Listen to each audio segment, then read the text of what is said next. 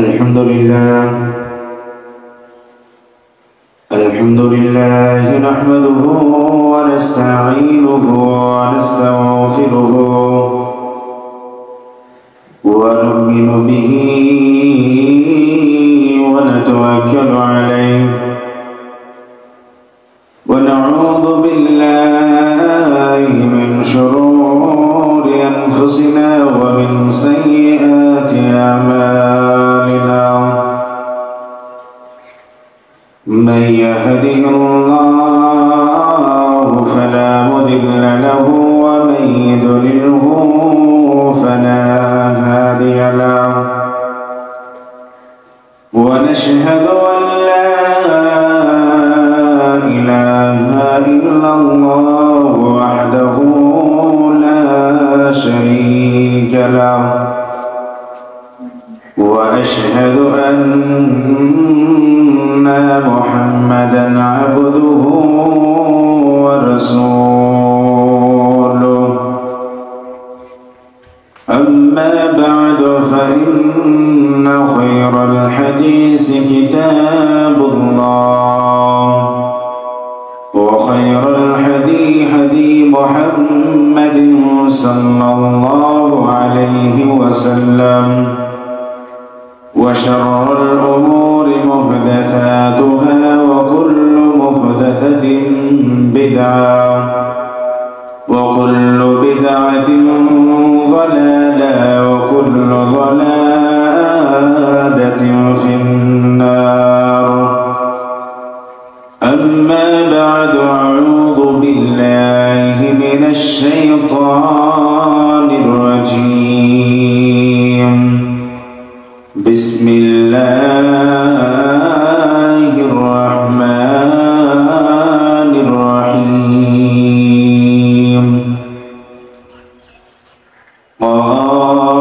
قاف والقرآن المجيد بل عجبوا أن جاءهم منذر منهم فقال الكافرون هذا شيء عجيب أئذا متنا وكنا ترابا ذلك رجع بعيد قد علمنا ما تنقص الأرض منهم وعندنا كتاب حفيظ بل كذبوا بالحق لما جاءهم فهم في أمر مريج أفلم ينظروا إلى السماء فوقهم كيف بنيناها وزيناها وما لها من فروج والأرض وألقينا فيها رواسي وأنبتنا فيها من كل زوج بهيج تبصرة وذكرى لكل عبد منيب ونزلنا من السماء ماء مباركا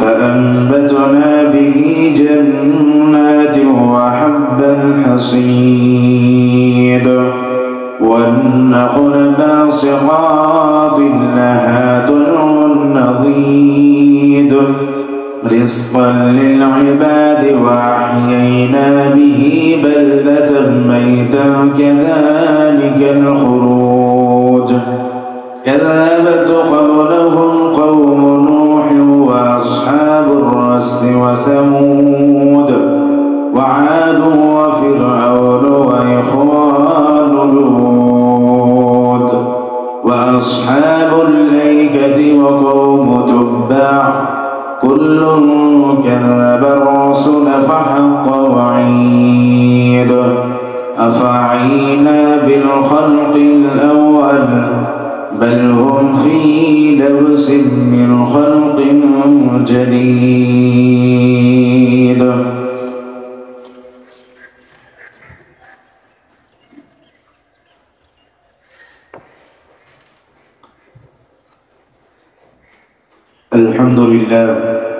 الحمد لله نحمده ونستعينه ونستغفره ونعوذ بالله من شرور أنفسنا ومن سيئات أعمالنا. من يهده الله فلا مضل له ومن يضلله فلا هادي له. ونشهد أن لا إله إلا الله وحده لا شريك له وأشهد أن محمدا عبده ورسوله. أما بعد فإن خير الحديث كتاب الله وخير الهدي هدي محمد صلى الله عليه وسلم وشر الأمور محدثاتها وكل محدثة بدعة وكل بدعة ضلالة وكل ضلالة في النار. أما بعد أعوذ بالله من الشيطان الرجيم. بسم الله الرحمن الرحيم. يا أيها الذين آمنوا اتقوا الله حق تقاته ولا تموتن إلا وأنتم مسلمون. يا أيها الناس اتقوا ربكم الذي خلقكم من نفس واحدة وخلق منها زوجها وبث منهما رجالا كثيرا ونساء واتقوا الله الذي تساءلون به والأرحام إن الله كان عليكم رقيبا. يا أيها الذين آمنوا اتقوا الله وقولوا قولا سديدا يصلح لكم أعمالكم ويغفر لكم ذنوبكم ومن يطع الله ورسوله فقد فاز فوزا عظيما. وقال الله تعالى في كلامه المجيد. بسم الله الرحمن الرحيم. قل هل يستوي الأعمى والبصير أفلا تتفكرون. وقال الله تعالى في كلامه المجيد. بسم الله الرحمن الرحيم. اقرأ باسم ربك الذي خلق. وقال الله تعالى في كلامه المجيد. بسم الله الرحمن الرحيم. الرحمن علم القرآن خلق الإنسان علمه البيان. وقال النبي الكريم صلى الله عليه وسلم في الحديث عن أبي هريرة قال سمعت رسول الله صلى الله عليه وسلم إذا ما قتل إنسان قطع عمله إلا من صدقة جارية أو علم ينفعوا به أو صدقة. وقال النبي الكريم صلى الله عليه وسلم في الحديث عن أبي هريرة قال سمعت رسول الله صلى الله عليه وسلم وهو يقول الدنيا ملعونة ملعون ما فيها إلا ذكر الله وما وله علما متعلما. উপস্থিত অত্র এলাকার জুমা মসজিদের মুসল্লিবৃন্দু, সর্বপ্রথম সেই মহান রব্বুল আলামিনের প্রশংসা জ্ঞাপন করি যে মহান রব্বুল আলামিনের অশেষ মেহেরবানিতে আজকে আমরা রমজান মাসের দ্বিতীয় জুমা পেয়েছি। যে মহান রব্বুল আলামিনের অশেষ মেহেরবানিতে আজকে পবিত্র জুমার দিনে নিজেদের কাজকর্ম ব্যতি রেখে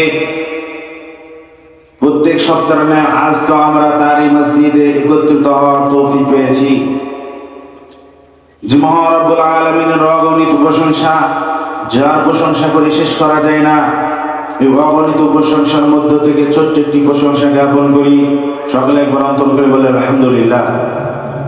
তারপরে পরে আমাদের শেষ নবী, নবী কুলের শিরোমণি, দুজাহানের নবী, নবীদের নবী, গোটা বিশ্বের নবী, যিনি পৃথিবীর নবী, আখিরাতের নবী, ফুলসিরাতের নবী, জান্নাতের নবী, কিয়ামতের মাঠের নবী, তিনার উপর লাখ কোটি সালাম বর্ষিত হোক। সকল আল্লাহুম্মা আমিন। আল্লাহুম্মা সাল্লি আলা, আল্লাহুম্মা বারিক আলা। আজকে পবিত্র জুমার দিনে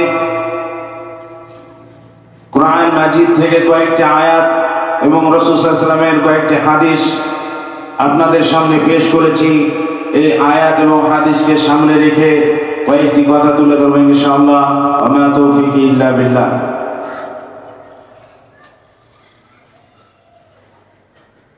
আমরা প্রত্যেকটা মানুষই অবগত আছি বা এর আগেও বলেছি যে আমরা অন্য দিনে আজানের পর আসি মসজিদে, সেই দিন আমরা যেমনটা আজানের পরে আসি, আজকে জুমার দিন আমরা এর গুরুত্ব জানি, অনেক আলেমের মুখে আমরা শুনেছি। আজানের আগে আসলে কতটা নেকি হয়। যে ব্যক্তি সর্বপ্রথম মসজিদে প্রবেশ করে জুমার দিনে, ওই ব্যক্তি কতটা নেকি পায়, এবং কোন ব্যক্তি যদি আজানের পরে আসে তার কি হয়। কিন্তু দুঃখের বিষয়, আজকে আমরা এইগুলি শোনার পরেও আমরা সেই একই অবস্থায় আমরা পড়ে আছি। যদি কোনো অনুষ্ঠানে কোনো মানুষকে দাওয়াত দেওয়া হয়, কোনো খাবার অনুষ্ঠানে যদি কোনো মানুষকে দাওয়াত দেওয়া হয়, ওই মানুষটা কিন্তু খাবার শেষ হয়ে যাওয়ার পরে কিন্তু যায় না। যদি কোনো মানুষকে খাবারের আহ্বান করা হয় কোনো অনুষ্ঠান বাড়িতে, যেখানে হোক, তোমার অমুক দিন তোমার দাওয়াত রইল, তোমাকে সেখানে যেতে হবে, তো ওই মানুষটা যাকে বলা হয় ওই মানুষটা কিন্তু কোনো দিন খাবার শেষ হয়ে যায় এরপরে ওইখানে যাই পৌঁছায় না। কারণ সে জানে যে যদি আমি খাবার শেষ হয়ে যদি সেখানে পৌঁছাই তাহলে আমি খাবার পাবো না, অর্থাৎ আমাকে আবার খিদা অবস্থায় ফিরে আসতে হবে। তো আমরা কতদিন ধরে আমরা শুনছি যে মসজিদে জুমার পরে আসলে এর কোনো গুরুত্ব নেই। মসজিদে দুজন ফেরেশতা, গেটের সামনে যে ফেরেশতা নিযুক্ত রয়েছে, মসজিদে আজানের পরে জুমার দিনে যারা প্রবেশ করে এদের নাম ওঠানো হয় না। আমরা কতদিন শুনেছি, আমরা এইখান থেকে আমরা ফিরে আসতে পারিনি। খাবারের দাওয়াতের সময় আমরা আধ ঘন্টা আগে যে বসে থাকি সেখানে, কিন্তু জুমার দিনে আমরা আজানের পরে আসি। আজকে আমাদের এটাই দুঃখের বিষয়। এদেরকে কতদিন ধরে বলা হচ্ছে, এর আগে বলা হয়েছে যে ব্যক্তি জুমার দিনে আজানের পরে মসজিদে প্রবেশ করবে, দুজন ফেরেশতা যে মসজিদে গেটের সামনে নিযুক্ত রয়েছে, কারা মসজিদে আসছে কারা মসজিদ থেকে বের হচ্ছে এইটা দেখার জন্য, তাদের যে নামের লিস্ট, এদের নাম কিন্তু তাদের খাতায় উঠে না। এর আগে বলা হয়েছে, তারপরেও আমাদের মধ্যে কোনো যে পার্থক্য থাকবে আগের থেকে এখন কোনো মতভেদ নেই। আগে আমরা যে অবস্থায় ছিলাম, গত এক সপ্তাহ আজানের পরে এসেছি, গত এক বছর আগে আমরা আজানের পরে এসেছি, আজ কেউ আমরা আজানের পরে আসবো। যতই বলা হোক আমরা শুনবো না, কারণ এটা মসজিদ, এটা খাবার জায়গা নয়। একটু বিবেক থাকা দরকার মানুষের, একটু সামান্য জ্ঞান থাকা দরকার যে আমি যেখানে যাচ্ছি আমার কোনো প্রমাণই ওখানে নেই। আমি আজানের পরে মসজিদে প্রবেশ করছি, আমার কোনো ওখানে প্রমাণই নেই, তাহলে আমি যে মসজিদ গিয়েছি এটা তো আল্লাহ তাআলা দেখছেন। তারপরে আমি কিভাবে বলবো, যেদিন তিনি আমার কাছে বলবেন যে তুমি মসজিদে গিয়েছিলে কি গিয়েছিলে না, সেই দিন আমি কিভাবে উত্তর দেব? এর আগেও বলেছি, কিন্তু কোনো পরিবর্তন নেই। আবার ওই মানুষকেই আপনি যদি কোনো খাবারের আহ্বান করেন, ওই মানুষ কিন্তু খাবার শেষ হয়ে যাওয়ার পরে আসবে না, কারণ তার সেখানে চিন্তা আছে যে আমাকে আগে যেতে হবে খাবার পেতে হলে। যদি আমি লাস্ট মুহূর্তে যাই আমার খাবার জুটবে না, কারণ এইখানে তো আমাদের খাবার ব্যবস্থা নেই।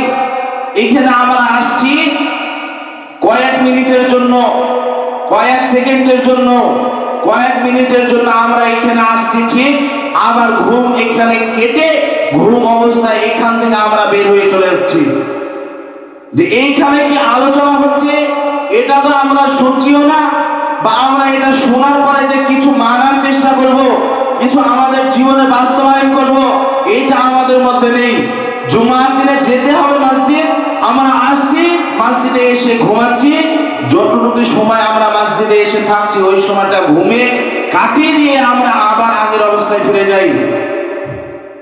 যদি এই অবস্থায় চলতে থাকে তাহলে জাতির কিভাবে উন্নতি হবে, সমাজের কিভাবে উন্নতি হবে? আজকে আপনাকে জুমার দিনে আসতে হবে, এমন ভাবে মসজিদে বসে থাকতে হবে, যদি আপনার মাথায় পাখি বসে থাকে সে ভাববে পাথর বসে আছে। আপনি এখানে কিভাবে ঘুমান? আপনার তো আর এই মসজিদ থেকে বের হয়ে গেলে আর ঘুম আসে না, আবার তো সেই দোকানে বসে আপনি আড্ডা মারতে থাকেন, তাহলে মসজিদে এসে আপনি কিভাবে ঘুমান? আপনাকে এখানে চিন্তা করতে হবে যে অন্য দিনে তো 4 রাকাত সালাত ফরজ করা হয়েছে, তাহলে জুমার দিনে কেন 2 রাকাত হলো? তাহলে আর 2 রাকাতের সওয়াব গেল কোথায়? ওই যে 2 রাকাতের সওয়াব আপনাকে খুতবা মন দিয়ে শুনতে হবে। যদি আপনি খুতবা মন দিয়ে শুনেন, ওই যে 2 রাকাতের সওয়াব আপনি পেয়ে যাবেন। কিন্তু আজকে আমরা শুনেছি কতদিন আগে, আমরা বুদ্ধি প্রয়োগ শুনছি যে মসজিদে জুমার দিনে আজানের আগে মসজিদে প্রবেশ করতে হবে, কিন্তু আমাদের জীবনে পরিবর্তন নেই। আসল বক্তব্যের দিকে যাই, আমরা চেষ্টা করব সব সময় প্রত্যেক জুমার দিনে মসজিদে যাওয়া আজানের আগে। আজানের পরে আমরা কেউ আর চেষ্টা করব না মসজিদে যাওয়ার। আমরা সকলেই চেষ্টা করব যে সব সময় আজানের আগে যেন আমরা মসজিদে প্রবেশ করতে পারি, এবং আমাদের যে একটা প্রমাণ স্বরূপ এটা যেন আমরা করতে পারি। আপনাদের সামনে যে কোরআনের আয়াত পাঠ করেছি, ওই আয়াতের দিকে যাই। আল্লাহ তাআলা বলছেন, কুল হাল ইয়াস্তাবিল আমা ওয়াল বাসীর আফালা তাতাফাক্কারুন। এই যে আপনাকে বললাম, কথাগুলো বললাম, এই জন্য আপনাকে বলছি, আল্লাহ তাআলা বলছেন যে কুল হাল ইয়াস্তাবিল আমা ওয়াল বাসীর আফালা তাতাফাক্কারুন। হে নবী, তুমি বলো যারা জ্ঞানী এবং যারা জ্ঞানী নয় তারা কি সমান? যদি নিশ্চয়ই জ্ঞানী মানুষ উপদেশ গ্রহণ করে। আপনাকে আজকে বলা হলো, এর আগেও বলা হয়েছে, আজকে আবারও বললাম, যদি আপনি জ্ঞানী হয়ে থাকেন, যদি আপনার জ্ঞান থাকে, তাহলে যেন এটা মাথায় থাকে যে জুমার দিনে মসজিদে আগে প্রবেশ করতে হবে। যদি সামান্য পরিমাণ জ্ঞান থাকে, যদি সামান্য পরিমাণ জানা পরিমাণও যদি জ্ঞান থাকে, তাহলে মাথায় ঢুকিয়ে নেন যে আমাকে যেখানে আমি থাকি না কেন, জুমার দিনে আমাকে আগে সর্বপ্রথম মসজিদে প্রবেশ করতে হবে। কারণ ওই যে আল্লাহ তাআলা বলছেন, যারা জ্ঞানী নাই, যারা জ্ঞানী এবং যারা জ্ঞানী নয় তারা সমান নয়। জ্ঞানী মানুষ উপদেশ গ্রহণ করে, যারা জ্ঞানী নয় তারা উপদেশ গ্রহণ করে না। এটা আল্লাহ তাআলা তিনি বলছেন। এইবার আপনার মনে কোনো সন্দেহ নেই, কারণ এটা কোনো সহি জয়ীফের ব্যাপার না, কারণ আল্লাহ তাআলা তিনি স্বয়ং বলছেন। এবার আসুন, আমরা রমজান মাস আমাদের জীবন থেকে আমরা পার করে দিলাম, আর কয়েকটা দিন, অর্ধেক আমরা আমাদের জীবন থেকে রমজান মাস আমরা পার করে দিলাম। আল্লাহ তাআলা সূরা রহমানের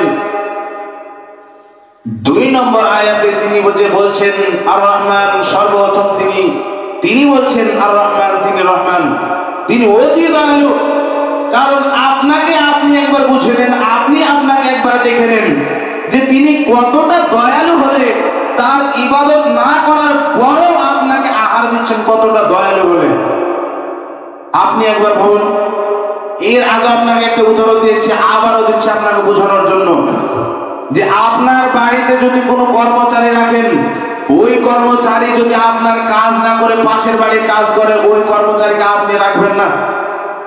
আমরা কেউ রাখবো না ওই কর্মচারীকে, কারণ আমি তাকে রাখছি, আমরা তাকে রাখছি আমার কাজ বাদ দিয়ে সে অন্য কারোর কাজ করবে, তাহলে তাকে আমি কিভাবে রাখবো আমার বাড়িতে?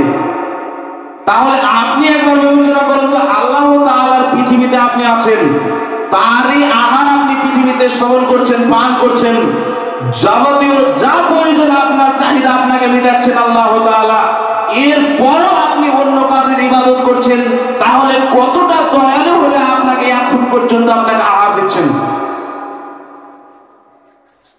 এই জন্য তিনি পৃথিবীতে রহমান রহিম থাকবেন, দয়ালু থাকবেন।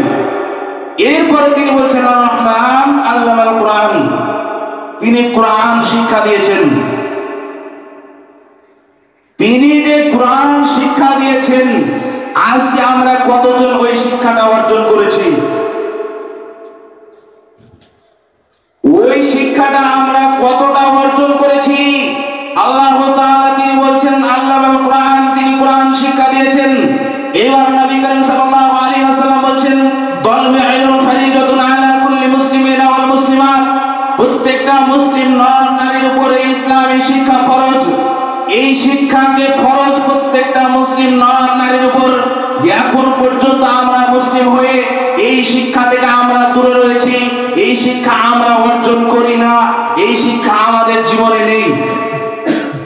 আপনি অনেক দেখে নেবেন, আপনি অনেক দেখতে পাবেন যাদের মধ্যে মুসলিম হয়ে এখন পর্যন্ত রাসূল সাল্লাল্লাহু আলাইহি ওয়াসাল্লামের কথা আল্লাহ তাআলা যে বলেছেন আল্লামাল কোরআন, তিনি যে কোরআন শিক্ষা দিয়েছেন, রাসূল সাল্লাল্লাহু আলাইহি ওয়াসাল্লাম যে বলেছেন তালবু ইলম ফরিজাতুন আলা কুল্লি মুসলিমিন ওয়াল মুসলিমাত, প্রত্যেকটা মুসলিম নর নারীর উপর, প্রত্যেকটা মুসলিম পুরুষ মহিলার উপর এই ইসলামী শিক্ষা ফরজ।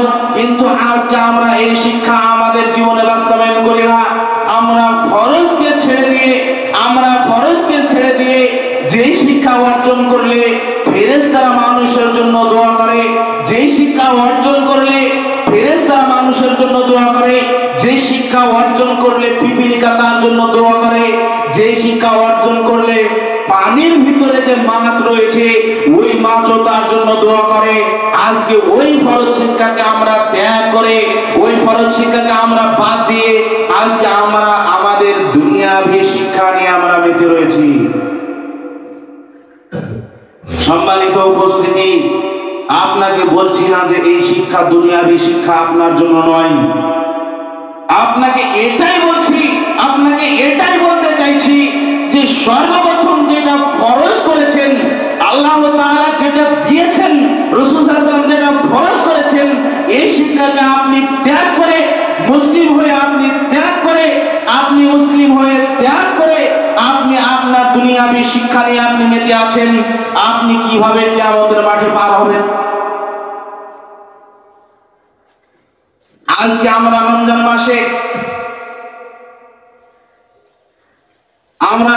মাসে আমাদের বিগত চলে গেল জীবন থেকে আমাদের 20টা দিন, এই 20টা দিনে আমরা কতটা শিক্ষা অর্জন করেছি? আজকে আমাদের যে 21শে রাত্রি, এই রাত্রি আমরা খাওয়ার মাধ্যমে কাটিয়ে দিই। যদি আমাদের শিক্ষাটাই না থাকে, যদি আমাদের ওই জ্ঞানটাই না থাকে, ওই শিক্ষাটাই না থাকে, তাহলে আমরা এই রাত্রিতে কিভাবে ইবাদত করব, এই রাত্রিতে কিভাবে ইবাদত করতে হবে, এইটা আমরা কিভাবে বুঝবো? ওই যে আপনার হুজুর আপনাকে বলছে যে খেয়ে দিয়ে রাত কাটাতে হবে, ওই হুজুরকে কিয়ামতের মাঠে আপনাকে আপনার জন্য ওই হুজুরকে দায়ী হতে হবে, ওই হুজুরকে কিয়ামতের মাঠে সম্মুখীন হতে হবে প্রশ্নের। কারণ রাত জাগার দিনে আজকে আমরা খেয়ে রাত জাগাচ্ছি, আমরা খেয়ে রাতটা কাটিয়ে দিচ্ছি, কিন্তু এই খাওয়া দাওয়া রাসূল সাল্লাল্লাহু আলাইহি ওয়াসাল্লাম আদেশ করেননি। তিনি তো সালাত আদায় করে রাতকে পার করেছেন। আজকে আপনার হুজুর আপনাকে বোঝাচ্ছে না, আজকে আপনার হুজুর আপনাকে বলছে না যে তুমি এই খাওয়া থেকে বিরত থেকে তুমি এই রাত্রিতে তুমি পাপের জন্য ক্ষমা চাও। ওই যে আপনার হুজুর আপনাকে শিখিয়ে দিয়েছে, ওই যে আপনার হুজুর আপনাকে বলেছে 27 রাত্রিতে লাইলাতুল কদর, এই হুজুর কিভাবে জানলো? এই হুজুর কিভাবে জানলো শুধু 27 রাত্রিতে লাইলাতুল কদর হয়? এই হুজুর কিভাবে জানলো শুধু 27 রাত্রিতে লাইলাতুল কদর হয়? রাত্রি তো বেজোর রয়েছে 5টি রাত্রি। রাসূল সাল্লাল্লাহু আলাইহি ওয়াসাল্লাম 5টি রাত্রির কথা বলেছেন, তিনি তো শুধু 27-এর উল্লেখ করেননি, তিনি 5টি বিজোরের কথার মধ্যে যে কোনো রাত্রিতে লাইলাতুল কদর হতে পারে। ওই হুজুর কিভাবে জানলো যে 27 রাত্রিতে লাইলাতুল কদর হয়? ওই হুজুর কিভাবে জানলো 27 রাত্রিতে জিলাপি খেয়ে রাত পার করতে হবে? ওই হুজুর পেল কোথায়? ওই হুজুর পেল কোথায় 27 রাত্রিতে খেয়ে দিয়ে পার করতে হবে? ওই হুজুর পেল কোথায়? এই হিসাব কে দিবে? এই জাতি কিভাবে উন্নতি হবে? যদি এই জাতি কিভাবে উন্নতি হবে? যদি জাতিকে বলা হয় রাত্রিগুলোতে তুমি খেয়ে দিয়ে পার করো, এই জাতি কিভাবে উন্নতি হবে? আপনাকে রাত্রি জাগতে হবে। যদি আপনার শিক্ষা থেকে আপনি নিজেই অর্জন করেন, আপনাকে নিজেই বুঝে নিতে হবে, কারণ এটা আপনাকে শিখতেই হবে। আল্লাহ তাআলা বলেছেন, কুল হাল ইয়াস্তাবিল আমা ওয়াল বাসীর আফালা তাতাফাক্কারুন। তিনি যে এটা বলছেন, তারপরে তিনি আবার বলছেন, ফাসালু আহলা যিকরি ইন কুনতুম লা তা'লামুন, যে তোমরা যদি না জানা থাকে তোমরা জ্ঞানী মানুষের নিকট তোমরা জেনে নাও। তোমাদের যদি জানা না থাকে কোনো বিষয় ইসলামের উপর, তোমরা জ্ঞানী মানুষের নিকট জেনে নাও। তারপরেও কিন্তু আজকে আল্লাহ তাআলা আদেশ দিয়েছেন আমরা জানার চেষ্টা করি না। আজকে আপনি প্রায় দেখবেন রাত্রি জাগাগুলোতে কিভাবে রাত জাগা হয়। রমজান মাসে যে বেজোর 5টি রাত্রি জাগা হয়, ওই রাত্রিগুলোতে অনেক মসজিদে আপনি দেখবেন খেয়ে দিয়ে তারা রাত্রি পার করে দেয়। কিন্তু আল্লাহ তাআলা নবী করিম সাল্লাল্লাহু আলাইহি ওয়াসাল্লাম বলেননি, তিনি তো করেননি, সাহাবারা তো করেননি, তাহলে এই হুজুররা পেল কোথায়? ওই যে হুজুরকে হিসাব দিয়ে হতে হবে কিয়ামতের মাঠে। এই জাতির কোনো উন্নতি হবে না। যেই জাতি রাত্রিতে ইবাদত না করে, যে সমাজের মধ্যে রাত্রিতে ইবাদত না করে, যে জাতির মধ্যে রাত্রিতে ইবাদত না করে খেয়ে দিয়ে রাত্রি পার করে, এই জাতির কিভাবে উন্নতি হয়? ওই যে জাতির মধ্যে মাথায় পড়ে দিয়েছে হুজুর, ওই যে জাতির মধ্যে মাথায় প্রবেশ করে দিয়েছে আলেমরা, ওই যে জাতির মধ্যে মাথায় প্রবেশ করে দিয়েছে যে রাত্রি তো তোমরা জাগো, সালাত আদায় তোমাদের কোনো দরকার নেই, তোমরা শুধু খেয়ে রাত্রি জাগো, ওই যে মাথায় প্রবেশ করে দিয়েছে, এখন পর্যন্ত চলছে। রাত্রি আপনাকে জাগতে হবে। ইশার সালাতের পরে আপনি খাবার খেয়ে, অল্প খাবার খেয়ে আপনি ঘুমিয়ে যান। 10:30 11টার সময় আপনি নির্জনে উঠেন। আপনার ঘরে আপনি একাই থাকেন, আপনার ঘরের দরজার শিকলে আপনি মেরে দেন। আপনি তারপর সালাত আদায় করতে থাকেন যতক্ষণ পর্যন্ত সেহরির সময় হবে। আপনি 8 রাকাত, যত রাকাত আপনি পারেন সালাত আদায় করেন, কিন্তু আপনাকে ধৈর্য ধারণ করে সালাত আদায় করতে হবে। যতক্ষণ আপনি দাঁড়িয়ে থাকবেন ততক্ষণ আপনাকে দাঁড়িয়ে থাকতে হবে। এবার আপনার মনে প্রশ্ন আসতে পারে, আমার তো পুরো কোরআন মুখস্থ নেই, আমি কিভাবে অতটা সময় দাঁড়িয়ে থাকবো? আপনি সূরা পাঠ করেন, সূরা ফাতিহা পাঠ করেন, তারপরে সূরা ইখলাস। যদি আপনার অন্য কোনো সূরা মুখস্থ না থাকে, শুধু যদি ইখলাস থাকে, আপনি হাজার লক্ষ বার একবারে শুধু পাঠ করতে থাকেন। যতক্ষণ আপনার পায়ে ধৈর্য আসবে, যতক্ষণ আপনি দাঁড়িয়ে থাকতে পারবেন, ততক্ষণ আপনি পাঠ করে যান। তারপরে আপনি রুকুতে চলে যান। রুকুতে যেয়ে আপনি যতক্ষণ পারেন আপনি দোয়াটা পড়েন, রুকুর দোয়া, সুবহানা রাব্বিয়াল আযীম। যতক্ষণ আপনি পারেন, যতক্ষণ আপনার ধৈর্য আছে, আপনি ততক্ষণ পড়ে যান। 100 হতে পারে, 200 হতে পারে, 1000 হতে পারে, লাখ হতে পারে, আপনাকে যতক্ষণ ধৈর্য আছে পড়ে যেতেই হবে। তারপর আপনি সিজদায় যান, আবার উঠেন সিজদা থেকে, আগের অবস্থায় প্রথম রাকাতে যে অবস্থায় পড়েছিলেন ওই অবস্থায় আবার শুরু করেন। এইভাবে রাতকে পার করতে হবে, এইভাবে রাতকে জাগতে হবে। 4 রাকাত শেষ হয়ে যাবে, আল্লাহ তাআলার কাছে আপনার পাপের জন্য ক্ষমা চান।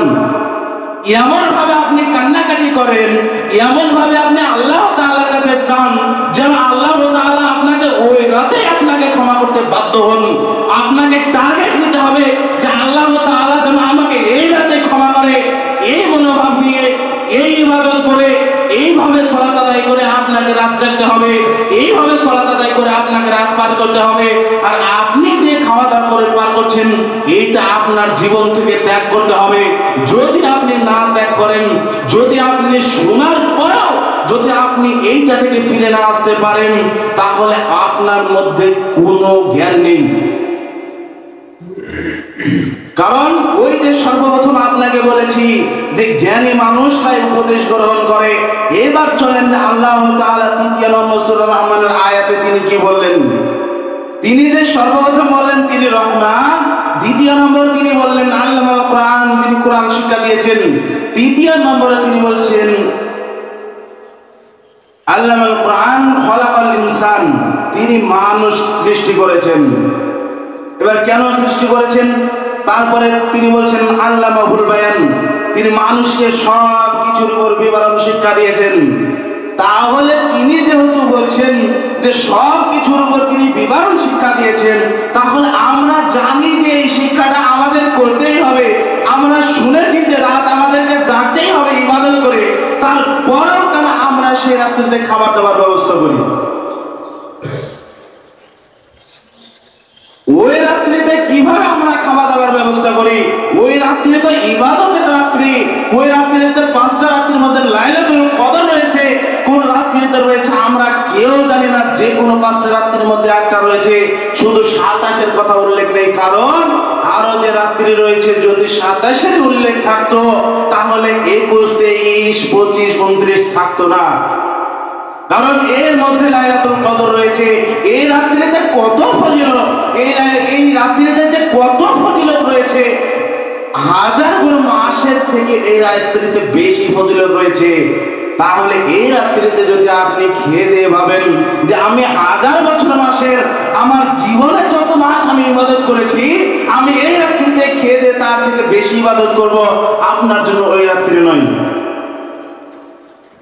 ইবাদত করে আপনাকে সে রাত্রি পার করতে হবে। আপনি যদি পারেন শেষ রাত 10 জাগতে পারেন, তাহলে আপনার জন্য আরো ভালো হবে। যদি আপনি শেষ 10 রাত জাগতে পারেন, আপনার জন্য আরো ভালো হবে। কারণ এই রাতে বেশি বেশি আপনি যদি আপনার পাপের জন্য ক্ষমা চান, আল্লাহ তাআলা বেশি আগ্রহী থাকেন, তিনি বাধ্য হবেন ক্ষমা করতে। তিনি তো ক্ষমা করবেন, কিন্তু আপনাকে মনোভাব নিয়ে, আপনাকে মনে চিন্তা ভাবনা নিয়ে যে আল্লাহ তাআলা যতক্ষণ পর্যন্ত আমাকে এই রাতে ক্ষমা না করবে, আমি দিন পার করব না, রাত পার করব না, এই মনোভাব নিয়ে আপনাকে দোয়া করতে হবে, আপনাকে সেই রাত্রিতে ইবাদত করতে হবে। আজকে আমরা সেই খাওয়া দাওয়া, মসজিদ লোট, খাবার দাবার জন্য মারামারি, এই সমাজের কিভাবে উন্নতি হয়, এই জাতি কিভাবে উন্নতি হয় যদি আলেম বা হুজুররা মানা না করে যে এটা তো ইসলামের জায়েজ নয়। যদি জায়েজ থাকতো রাসূল সাল্লাল্লাহু আলাইহি ওয়াসাল্লাম বলে যেতেন, তিনি করে যেতেন। এরা তো করেনি, রাসূল সাল্লাল্লাহু আলাইহি ওয়াসাল্লাম তিনি করেননি, কোন সাহাবা করেননি, এরা পেল কোথায়? এদের কোনো উন্নতি নেই যদি এখান থেকে ফিরে না আসতে পারে। যদি সামান্য যারা পরিমাণ জ্ঞান থাকে, যদি যারা পরিমাণ জ্ঞান থাকে, তাহলে আপনাকে এই রাত্রিতে খাওয়া দাবার থেকে ফিরে আসতে হবে। এই বক্তব্য শোনার পরে আপনার জীবনে বাস্তবায়ন করতে হবে। আপনার জীবনের সঙ্গে বাস্তবায়ন করে যেসব আপনার জীবনে ওই রাত্রিতে খাবার ইবাদত করা ছাড়া অন্য যে কোনো আরো বস্তু রয়েছে যে আপনি পান করেন, ওই বস্তু থেকে ফিরে আসতে হবে যদি আপনার সামান্য জ্ঞান থাকে।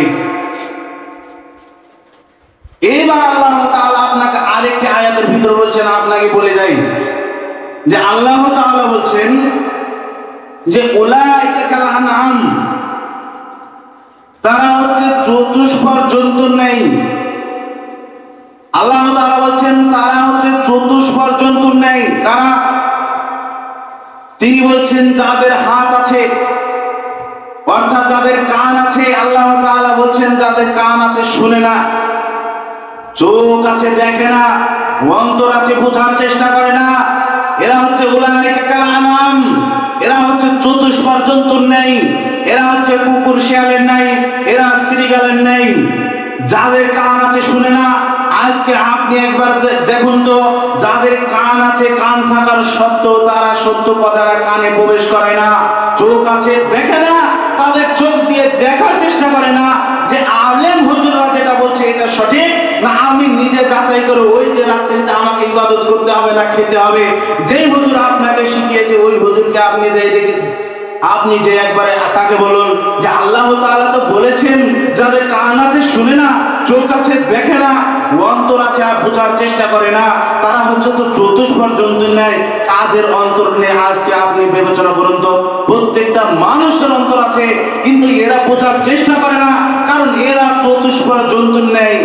এরপরে তিনি বাক্য বলছেন বাল হুমুল আজাল, এর থেকে যদি কোনো নিকৃষ্ট প্রাণী থাকে, এর থেকে চতুষ্পদ জন্তুর ন্যায় নিকৃষ্ট যদি কোনো প্রাণী থাকে, তারা হচ্ছে এরাই যাদের কান আছে শুনে না, চোখ আছে দেখে না, অন্তর আছে বোঝার চেষ্টা করে না। এরা হচ্ছে চতুষ্পদ জন্তুর থেকেও নিকৃষ্ট। এবার আপনি একবার বিবেচনা করুন যে আপনি মানুষ হবেন না আপনি চতুষ্পদ জন্তুর থেকেও আপনি নিকৃষ্ট হবেন। কারণ আপনার কানে পৌঁছেছে এই রাত্রিতে খবর, আপনার কানে পৌঁছেছে আজকের বক্তব্য, আপনি চোখ দিয়ে দেখছেন এই সমাজটাকে, আপনার অন্তর আছে আপনি বোঝার চেষ্টা করছেন না, আপনার অন্তর আছে আপনি বুঝছেন না, আপনাকে বুঝতেই হবে। যদি আপনি না বুঝেন উলাইকা কালানাম চতুষ্পদ জন্তুর নেই বাল হুমুল আযাল এর থেকেও নিকৃষ্ট। এবার আপনি একবার বিবেচনা করুন, আপনাকে সর্বপ্রথম বলেছি জ্ঞানী মানুষ হতে চাইলে যারা পরিমাণ যদি জ্ঞানী হন আপনাকে এই উপদেশে বক্তব্যের উপর চলতে হবে, আপনার জীবনে বাস্তবায়ন করতে হবে। এইবার আপনাকে লাস্ট মুহূর্তে আপনাকে বলে গেলাম যে যদি আপনি মানুষ হন, মানুষ রূপে যদি চতুষ্পদ জন্তুর থেকেও নিকৃষ্ট না হন, তাহলে আপনাকে এই বক্তব্যের উপর আপনার জীবনের সঙ্গে বাস্তবায়ন করতে হবে।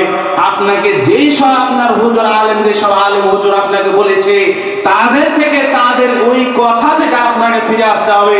ওই যে রাত্রিতে খাবার দাবার থেকে ফিরে আসতে হবে, ওই রাত্রিতে শুধু আপনাকে ইবাদত করে কাটাতে হবে।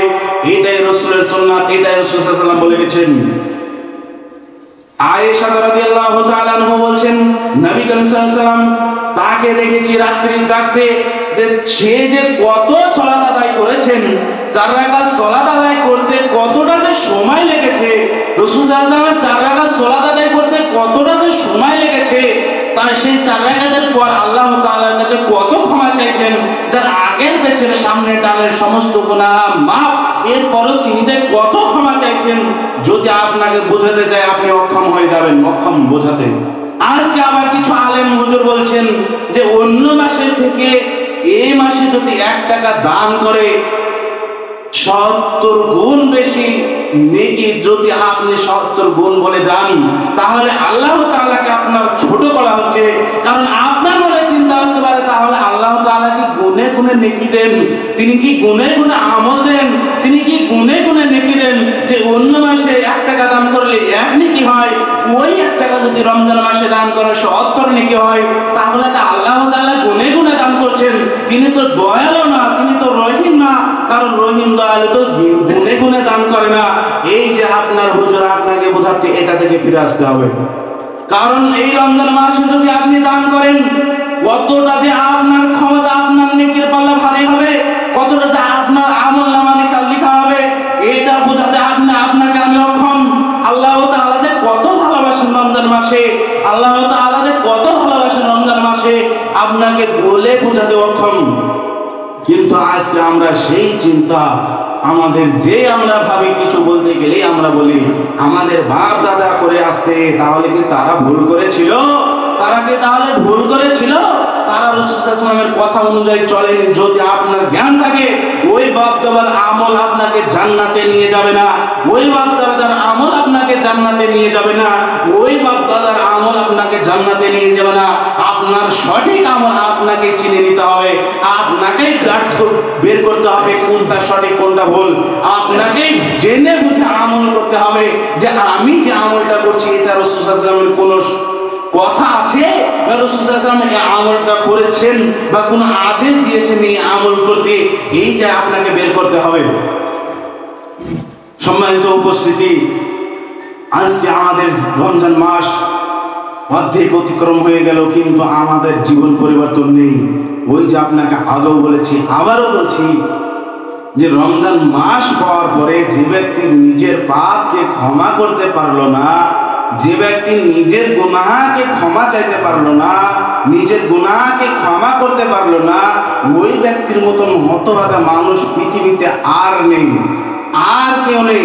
সম্মানিত উপস্থিতি, আল্লাহ তাআলার কাছে পরিশেষে দোয়া করি, হে আল্লাহ, আমরা প্রত্যেকটা মুসলিম ভাই যেন এই রমজান মাসে এই রাত্রিতে জাগাতে যেসব আরব এখন আজ থেকে নিয়ে আমরা প্রত্যেকটা মুসলিম ভাই যেন এই লাস্ট 10 দিন জাগতে পারি, সেই তো উত্তম দান করো আল্লাহুম্মা আমিন। যদিও লাস্ট 10 দিন না জাগতে পারি, যে বিজোড় 5টি রাত রয়েছে, ওই রাতগুলিতে জেগে আমরা ইবাদত করে ক্ষমা চাইতে পারি সেই তৌফিক তুমি দান করো আল্লাহুম্মা আমিন। এই দাবি এই দোয়া তোমার দরবারে রেখে আজকে আমার সংক্ষিপ্ত খুতবা ইতি করলাম। ওয়া মা আলাইনা ইল্লাল বালাগ। আল্লাহুম্মা সাল্লি আলা মুহাম্মাদ ওয়া আলা আলি মুহাম্মাদ কামা সাল্লাইতা আলা ইব্রাহিম ওয়া আলা আলি ইব্রাহিম ইন্নাকা হামিদুম মাজিদ। আল্লাহুম্মা বারিক আলা মুহাম্মাদ ওয়া আলা আলি মুহাম্মাদ কামা বারাকতা আলা ইব্রাহিম ওয়া আলা আলি ইব্রাহিম ইন্নাকা হামিদুম মাজিদ। আল্লাহুম্মা ইন্নী আজিদু মিনান নার। আল্লাহুম্মা ইন্নী আজিদু মিনান নার। আল্লাহুম্মা ইন্নী আজিদু মিনান নার। আল্লাহুম্মা ইন্নী আসআলুকা জান্নাতুল ফিরদাউস। আল্লাহুম্মা ইন্নী আসআলুকা জান্নাতুল ফিরদাউস। আল্লাহুম্মা ইন্নী আসআলুকা জান্নাতুল ফিরদাউস। ربنا ظلمنا أنفسنا وإن لم تغفر لنا وترحمنا لنكونن من الخاسرين. ربنا آتنا في الدنيا حسنة وفي الآخرة حسنة وقنا عذاب النار. رب ارحمهما كما ربياني صغيرا. رب ارحمهما كما ربياني صغيرا. رب ارحمهما كما ربياني صغيرا. سبحانك ربك رب العزة عما يصفون وسلام على المرسلين والحمد لله رب العالمين. السلام عليكم ورحمة الله.